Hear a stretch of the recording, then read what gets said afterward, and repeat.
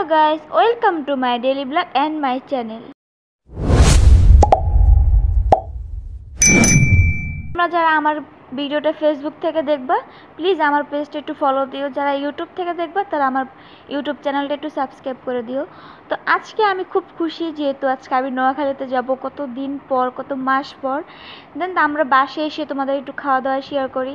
তো আজকে অনেক কিছু রান্না করছে, তার ভিতরে আমার পছন্দের হচ্ছে বুটের ডাল দিয়ে হচ্ছে মুরগির কোয়েল যে রান্না করছে, ওগুলো অল্প একটু নিয়েছি একটু গরুর মাংস আর অল্প একটু কচুরমুখী, এটা দিয়ে দুপুরে খুব মজা করে খাইছি।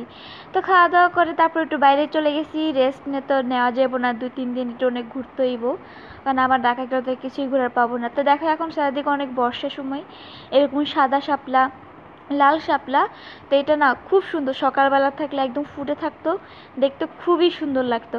আমরা ছোটোবেলায় মনে করতাম লাল শাপলা খেলে মানুষ পাগল হয়ে যায়, তোমরা কি তাই মনে করতা? দেন বাসে আসলাম, এসে হচ্ছে একটু আলুর চপ খাইছি, অনেকগুলো আলুর চপ বানিয়েছিল আন্টি, সেগুলো ভেজে আমরা সস দিয়ে খেলাম। তারপরে একটু কফি খেলাম, কফি খেয়ে তারপর হইতেছে একটু আইসক্রিম খাইছি। তারপরে সন্ধ্যার সময় যে 8টা-9টার দিকে মনে হলো যে একটু চা খাই, তা আমি একটু রেডিমেড চা বানাই খেয়ে নিলাম। তারপরও হইতেছে, আর আজকে রাত্রে ছিল অনেক কিছু রান্না। প্রথমেই ছিল ডাল, মুরগির মাংস, দেন পোলাও। হ্যাঁ, এগুলো দিয়ে আমরা রাত্রেবেলা অনেক অনেক মজা করে খেয়েছি। আর ব্রেকফাস্ট এগুলো সব আন্টি আর দাদিদের হাতে রান্না, তো রান্নার টেস্টই অন্যরকম হবে।